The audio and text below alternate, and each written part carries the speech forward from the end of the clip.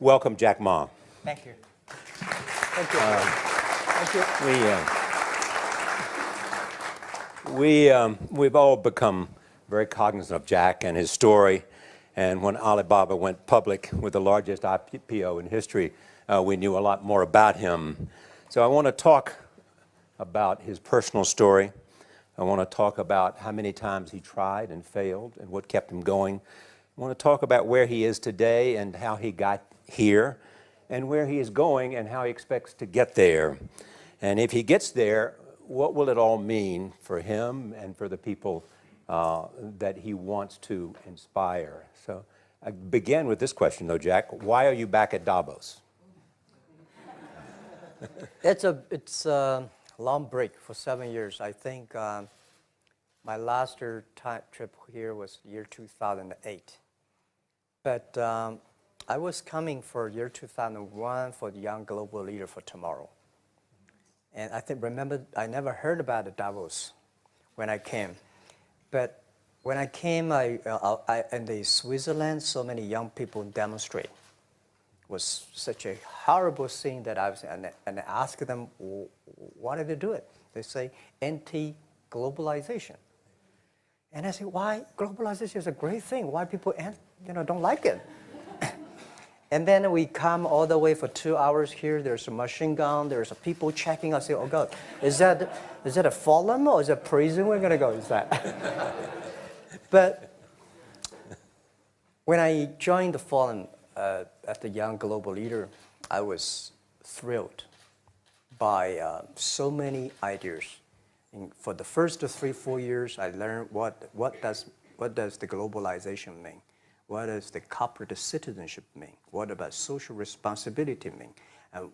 All these new ideas, and I see so many great leaders talking about leadership, and I benefit a lot. And the year 2008 and 2009, when the financial crisis came, I think it's better go back to work, because we can never win the world by talking. So go back, spend 7 years. Now I come back, I think it's time to do something return. Because I learned so much. Let's talk 12 years ago. So why I should not talking to the young global leader of today, sharing with them how we've gone through. Okay. So that was the thing. Let's start with where you are today. Just how big is Alibaba? How many people come every day? How many people come in a week? How fast is it growing? Yeah, we have over 100 million buyers visiting our site, shopping our site every day. And we created 100 million every day. We created 14 million jobs for China, directly and indirectly. And we grow from 18 people to 30,000 people, 18 people in my apartment, to now we have 4 big campus. Compared to 15 years ago, we were big, but compared to 15 years later, we're still a baby. How big will you be 15 years from now? I think 15 years ago, I told my team that 15 years, in the past 15 years, we grow from nothing to this size. And 15 years later, I want people to know about Alibaba, know Taobao, because it's already everywhere. I want 15 years ago when we talk about what is e-commerce, why small business can using this e-commerce, this internet, can do business across the nation. And I hope 15 years later, people forget about e-commerce because they think it's like electricity. Nobody thinks it's a high tech today. Now, this is something that I don't want 15 years later, we still walk on the street talking about why and how e-commerce can help people. Talk about the IPO. Did it exceed your expectations? Well, it's a pretty small IPO, 250. Yes. Yeah. The largest IPO in the history of Wall Street. We raised. And number 2 was a Chinese bank. Thank you. I remember year 2001. We went to raise some 5 million, 3 million venture capitalist dollars in the USA, and got rejected. And I say we come back raising a little bit more. But I think, what we think more about is for $25 billion, how we can spend the money efficiently, because this is not the money, this is the trust from the world, the trust from those people. They want you to do better jobs, to help more people. They want to have a good return. So I think gives me more pressure, because when our market cap is bigger than IBM, for a certain day we're bigger than Walmart. We're one of the top 10, 15 largest market cap company in the world. I told my team and myself, is that true? We're not that good. Because years ago, people say, Alibaba model is terrible. Does not make money, have this and that, all the big bad things, because Amazon is better, eBay is better, Google is better, and there's no such model like Alibaba in the USA. So I told myself and people, we were better than people thought. But today, when we are that big size, I said, no, we are not that good as people thought. We're just a company 15 years old. Average age is 27, 28 years old, young people. We're doing something that human beings have never tried. So I want to talk about the future. Let me take you back to when you were born in Hangzhou, where the headquarters still are. Yep. And your campus is there. You don't have a loot, don't move your loot. Your headquarters there. Yeah, you found it there, loot there. You grew up in the 60s. 64. Born in 64. That was the time of the Cultural Revolution. Yeah, it was the end of the Cultural Revolution. It was, well, my grandfather was a tiny landlord, was considered, after liberation, was considered to be a bad guy. So I was, I know how tough it was when I was a kid. You tried to get into 3 colleges. Mm-hmm. Each time they rejected you.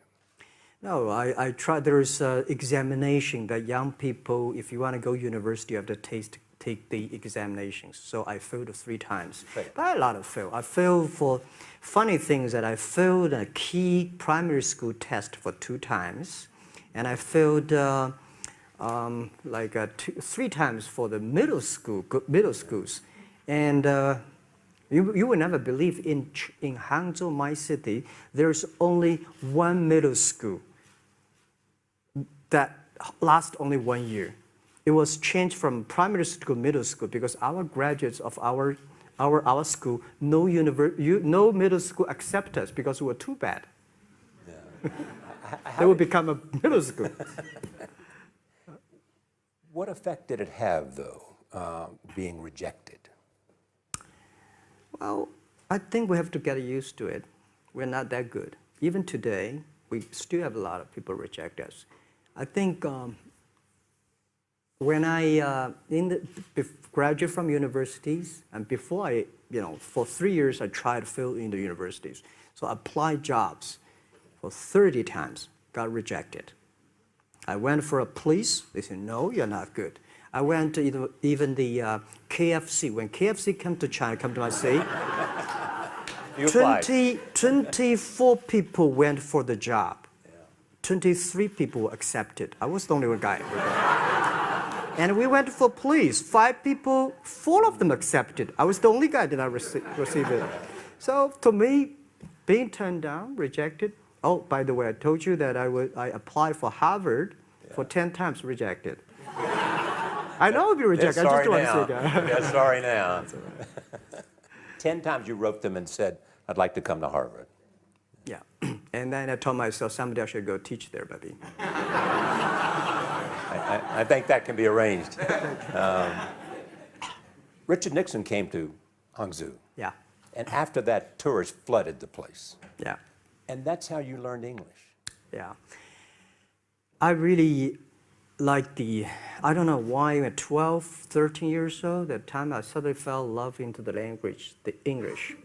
And there's no place you can learn English at that time. There's no books, English books. So I went to the Hangzhou hotel, now called Hangzhou Shangri-La Hotel, because that was the hotel can receive the foreign visitors. So every morning for 9 years, I showed them around as a free guide, and they taught me English. And I think that changed me. Today, I'm a 100% made in China. I've never got a one-day train outside China. Yeah. And when people talk to me, say, Jack, how can you speak English like that? Why sometimes you talk like an Western guys? I think that was the 9 years.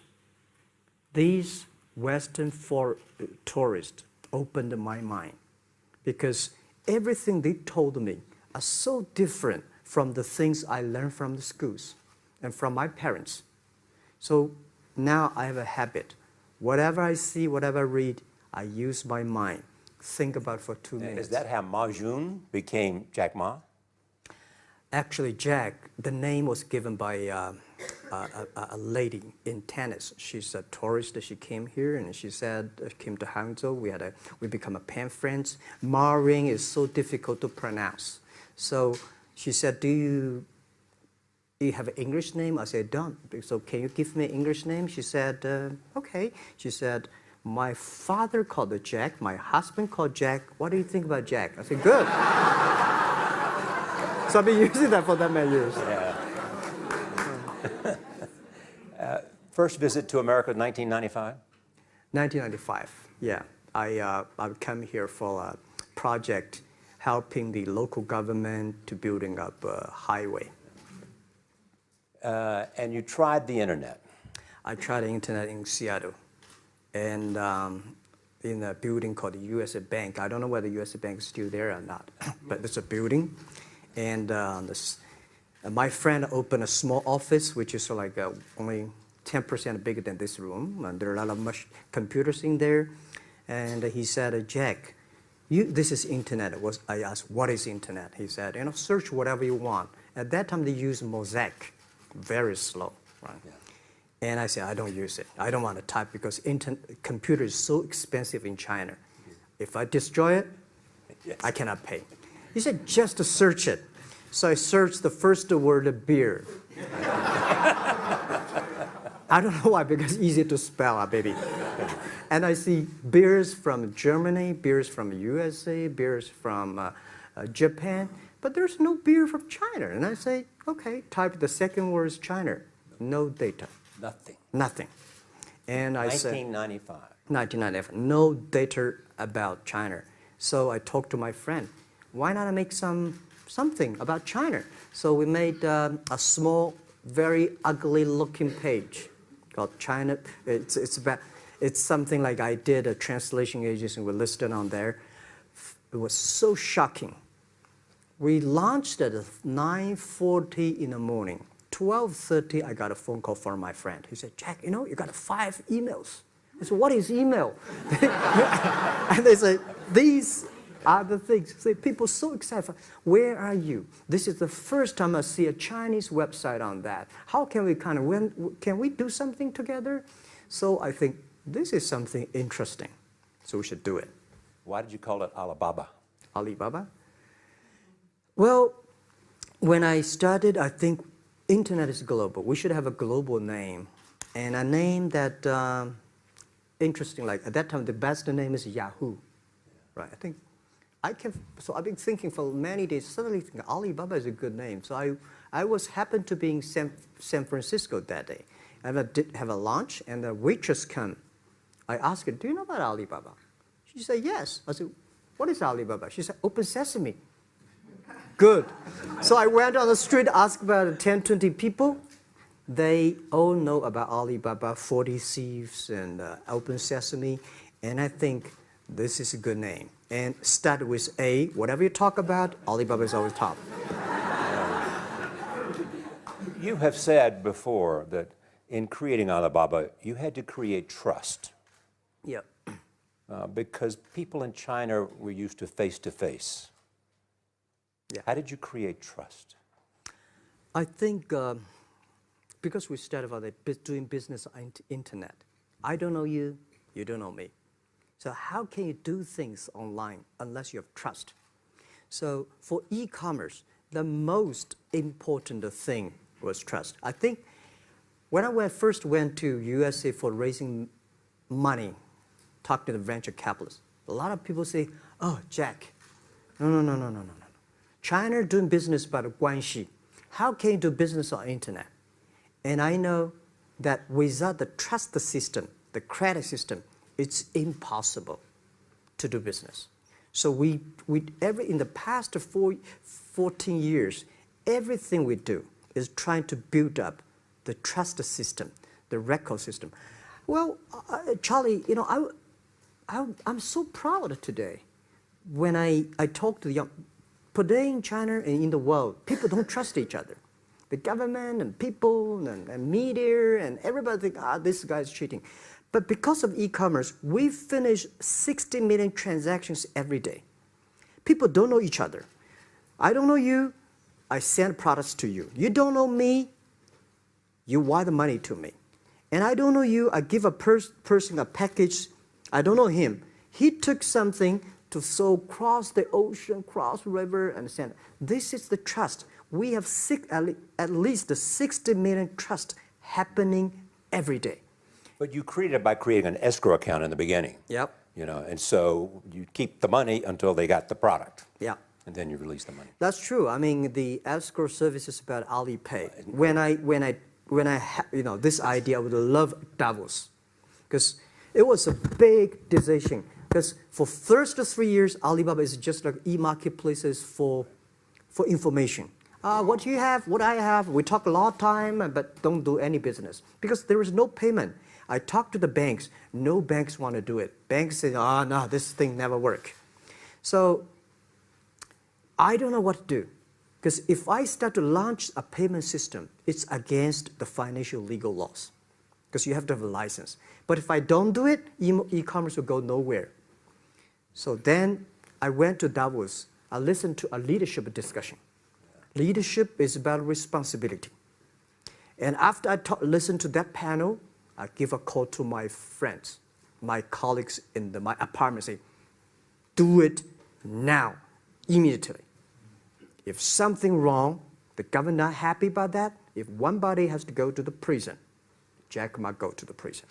Because it is so important for China, for the world, to build up the trust system. And if you did not do it, I said, and do not do it properly, stealing money, money wash, no trust record, I send you to the prison. That was the thing. And people don't like it.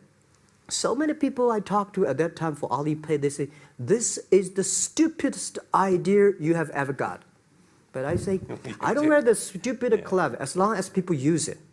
Now we have 800 million people using this Alipay. Stupid things, if you do whatever is better. Alipay is a privately held thing. It's not part of Alibaba. No, it's a private. Let me talk about money for a second. Yeah. You have never gotten money from the Chinese government? No.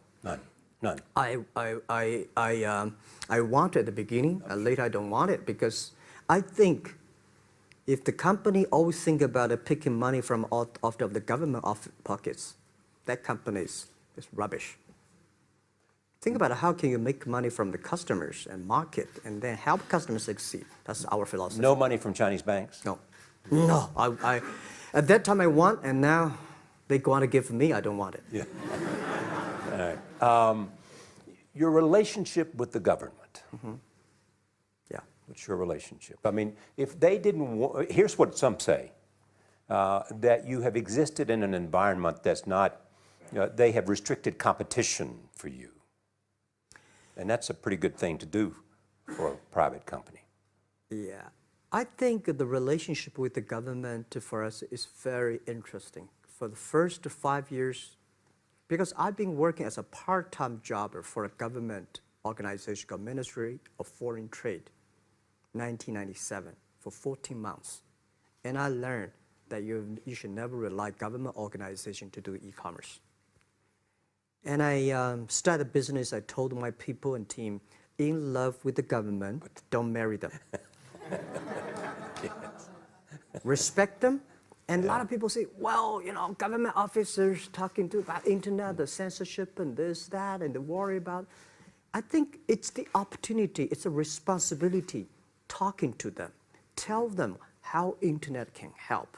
So you tell them we create jobs. Oh yeah, I think a lot of people debate and fight against them, and in the first 12 years, anybody come to my office, I sit down talking to them, how we can help economy, how we can create jobs, why China will improve by the internet. I think because internet at that time is new to any government.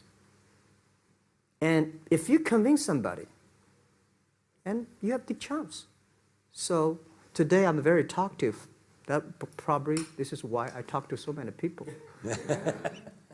So, I mean, if the government comes to you and asks you to do something for them. Mm-hmm. Normally, when government comes say, Jack, can you do this project? I say no. I say no. I can introduce some friends who are interested in doing that for you. But if they continue to want me to do it, I say, okay, I do it, but I don't charge. I hope next time don't come to me again. But recently, we help some government organizations do it. For example, every spring festival, the train ticket is so difficult. Hundreds and thousands of farmers work in the cities. In the spring festival, they go to the hometown. But when they order tickets on the other way, the whole system crashed for 5 years. So I told my young people, go support them. Don't charge anything. Because I don't want to see millions of farmers go back to city and they cannot buy the tickets. So it's something that it's not for money. It's something it's not for the government.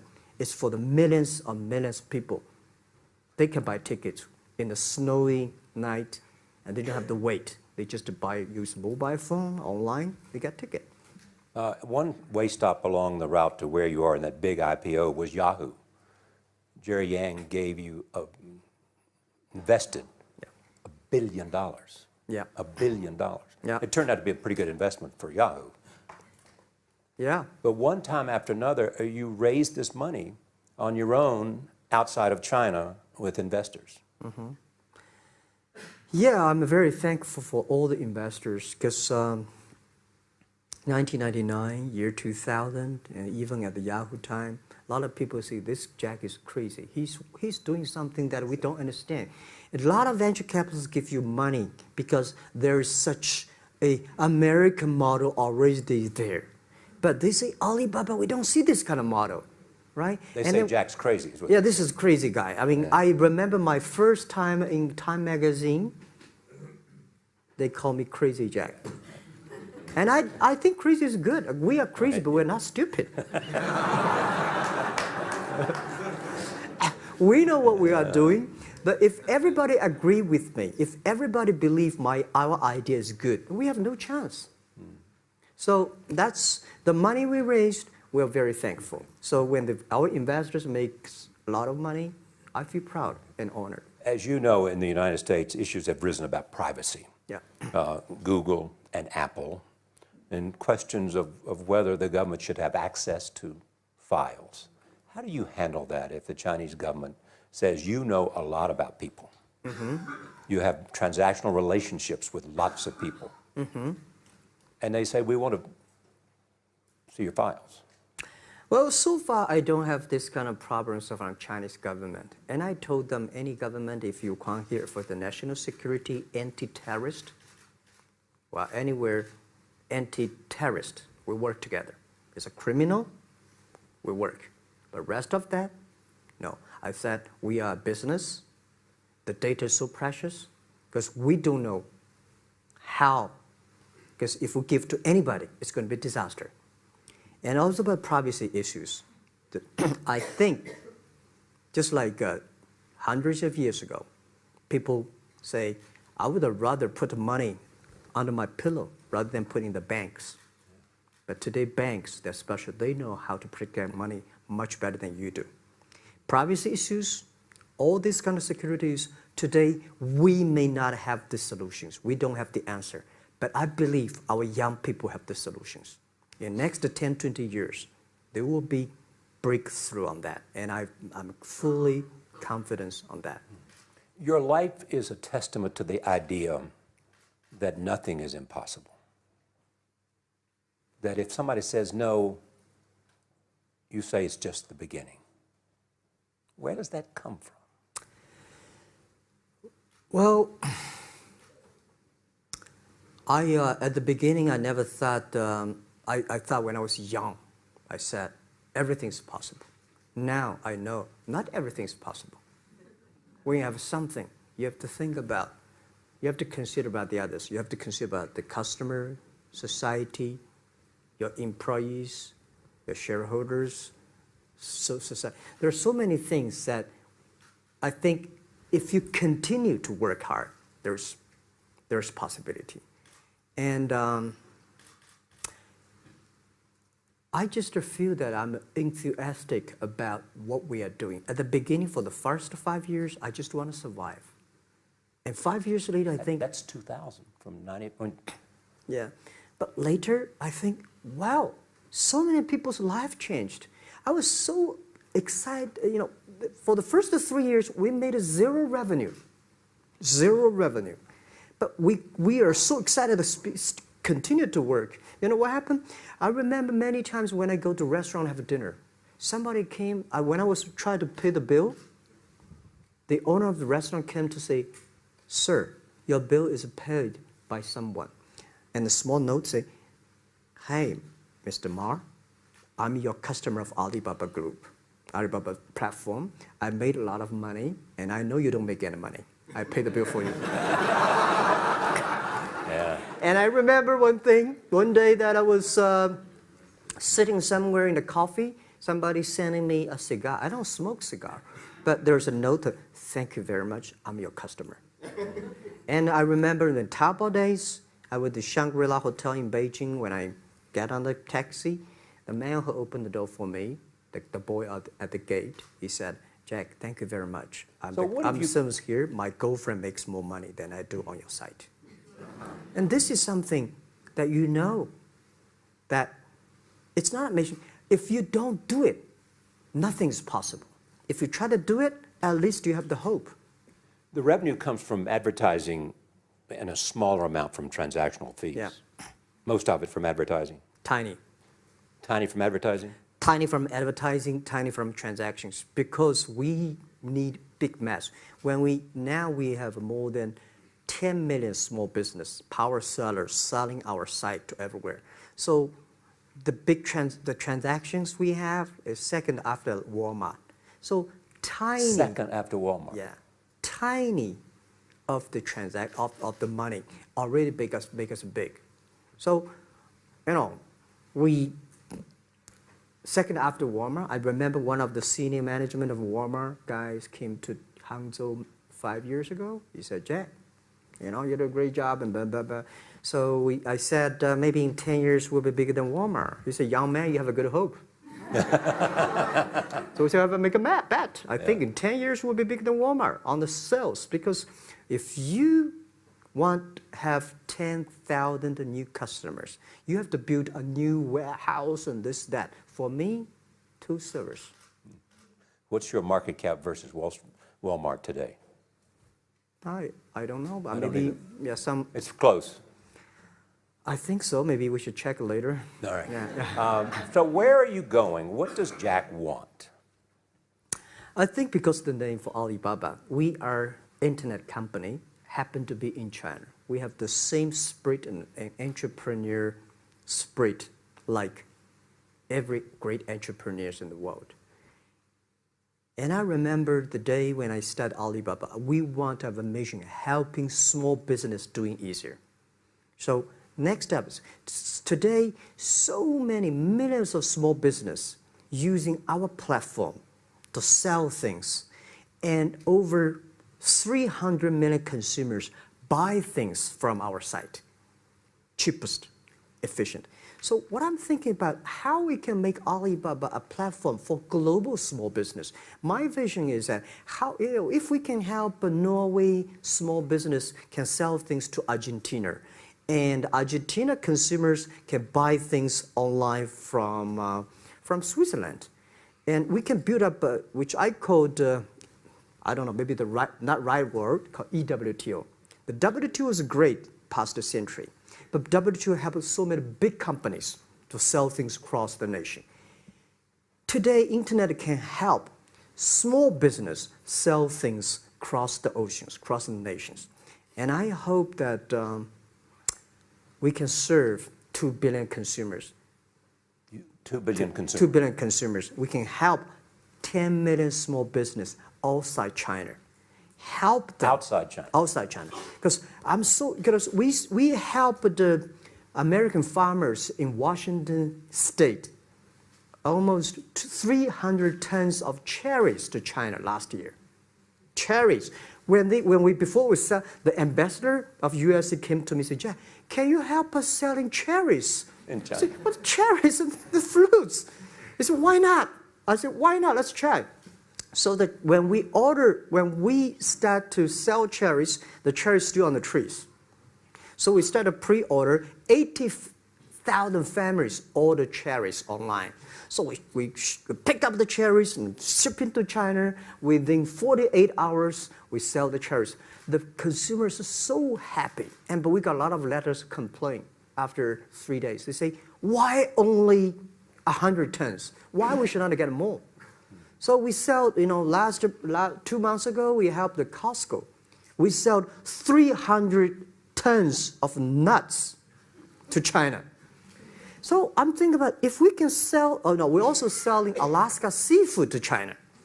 So if we can sell seafood, if we can sell the cherries, why we cannot help American and European small business selling things to China consumers? China needs that. So this is what I want to do is that 2 billion consumers, China, Asia, developing nations, how we can let them buy things globally. Alibaba rode with the millions of people that went from poverty to the middle class in China. I mean, you were right there growing as they grew and increased. When you look at the international markets, you're doing well in Russia? Yeah. How well? We do pretty good on Russia, and we do also pretty good in Brazil. In Brazil? Russia, I think now I don't know, we are if not the number 1, we're the number 2 or number 3 largest. E-commerce. E-commerce. I remember last year we had a campaign. The campaign is that a lot of Russian girls and boys want to buy things from China. You know how many days a Russian girl placed an order and received the products from China? 2 years ago, 4 months. Even that, people are so happy about all the things. And last year, the campaign, within 1 week, we crashed the whole logistics system of Russia. All right. You were also seen in Hollywood. Yeah. What are you doing in Hollywood? Well, I like the Hollywood innovation at the digital background. I learned so much about the Hollywood movies, especially the Forrest Gump. You love Forrest Gump. I love Forrest Gump. Well, why do you like him? Simple. Never give up. Never give up. People thinking he's dumb, but he knows what he's doing. And I was very depressed the day, year 2002 or 3 in the States, when a bit earlier than that. I was very depressed when I could not find out a way for the internet.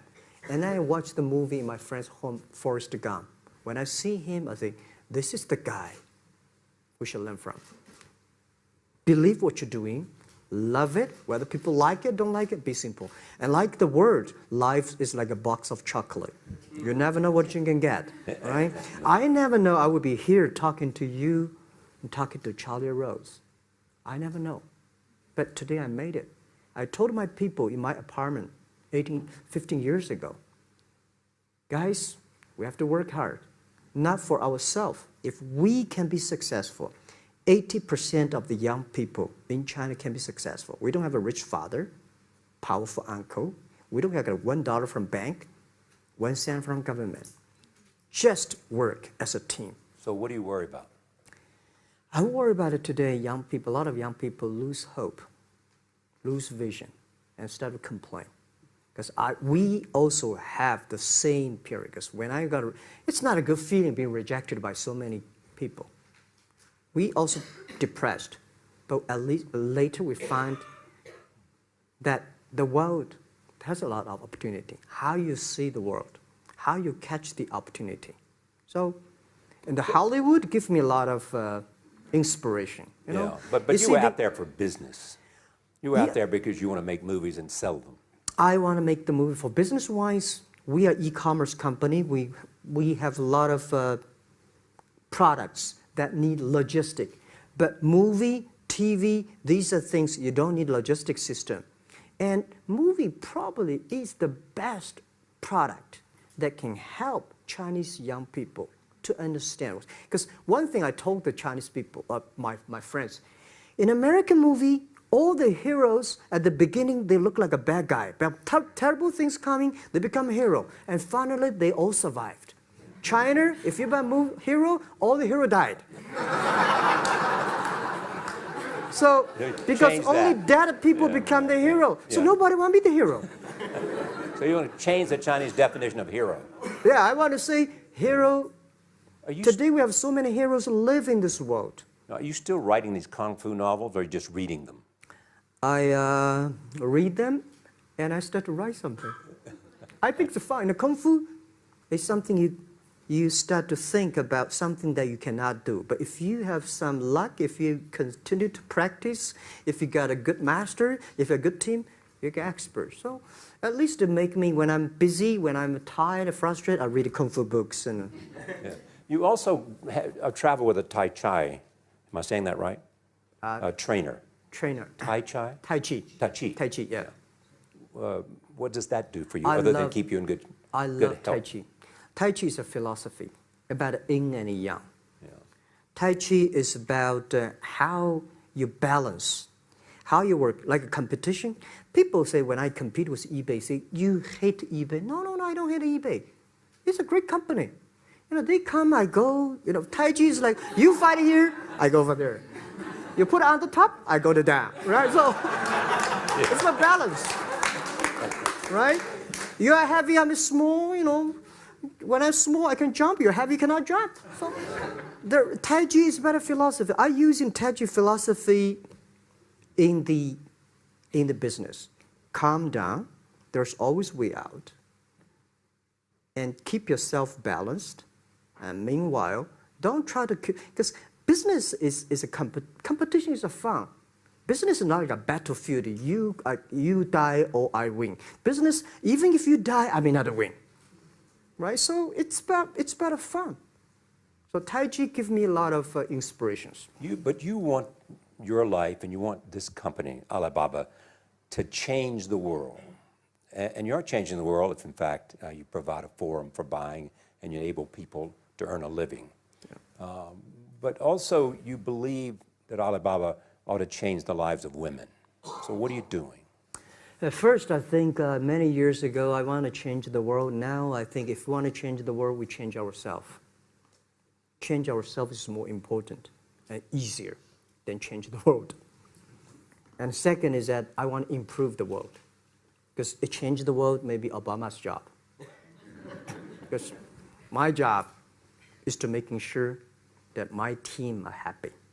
Because my team are happy, they can make my customer happy. If my customer, they are all small business. When they're happy, we are happy. About women, one of the secret source for Alibaba's success is that we have a lot of women. What percentage of women among Alibaba one day employees? Before, I think 2 or 3 months before we IPO, there's American journalist come to our company. She asked me a question. Jack, I've seen so many women in your company. I say, what's wrong? We have later we find that we have 47% of the employees of our company are women. How many? 47% of our company are women, and we actually had a 51 because we acquired some company these days. They have more men, so balance that. But these are women in top-level positions? 33% of the management are women, and 24% of the senior management, very top level, are women. We have a women CEO, CFO, CPO, Chief People Officer, and we have everywhere. And I think so comfortable to working with them because women, in this world, if you want to win in 21st century, you have to making sure that making other people powerful, empower others, making sure the other people better than you are, then you will be successful. So I find the women, they think about the others more than they think about themselves. Right. Yeah, women think about the kids, husband, parents, much more than the man. And the user-friendliness. A couple of things I want to talk about before we go, because we have less than a couple of minutes. China today, are you worried the economy slowed down? No, I don't worry about it. I think China is doing, it's slowing down is much better than keep on 9%. China today is the second largest economy in the world. It's impossible to keep 9% of the growth. If China still keeps the 9% of the growth of the economy, there must be something wrong. You will never see the blue sky. And you will never see the quality. China should pay attention to the quality of the economy. China should not. So if we have a lot of influence, you know, like the Hollywood movies, things, and we have sports and these things in the GDP, will be much better. So I think, just like a human growth, you can never, this body can never grow. Certain time, the slow of growth of the body was slow, but you should grow your mind, grow your culture, grow your value, grow your wisdom. I think China is moving to that direction. And you saw Modi in India? Pardon? Did you see Modi in India? Not yet. I'm looking forward to that. So you'll go to India. Yeah. Finally, there's this. You're one of the world's richest people. Your company is one of the world's richest companies. What do you want beyond Alibaba? Well, by richest people, I was really not happy in the past 3 months when people say Jack Ma is the richest people of China. Global celebrity, they said. No, I'm not. When I started no, business, you are. I never thought, because how many? Yeah, maybe I am. Not, but I think 15 years ago, my apartment, my wife was at that time one of the 18 founders. I asked her, "Do you want your husband to be a rich person?" I never said rich person in China, rich person in Hangzhou, or you want your husband to be a respected person. She said, "Of course, respected." Because she never believed, and I don't believe we'll be rich people. We just want to survive. But I believe when you have $1 million, that's your money. When you have $20 million, you start to have a problem. You worry about inflation, which stock to buy and this, that, had to come. When you have $1 billion, that's not your money.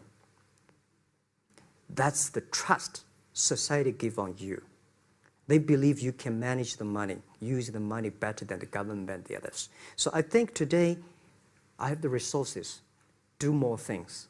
With the money we have, with the influence we have, we should spend more time on the young people. And I would say,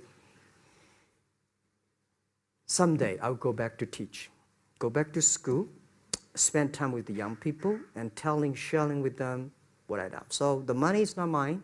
I just happily and having these resources, then I want to do a better job. Just tell them your story.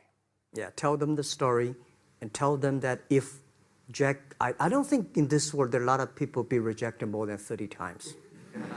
If we, the only thing we never give up, the only thing we're like a Forrest Gump, we keep on fight, we keep on change ourselves. We don't complain. Whether you were successful or not successful, I find that people, when they finish the job, if they make the mistake, if they fail, if they always complain the others, this guy will never come back. If the guy only check himself, yeah, something wrong with me here, something wrong with me there, this guy has a hope. Jack, on behalf of everybody in this audience and a television audience around the world, thank you for taking your time to be with us. Thank you.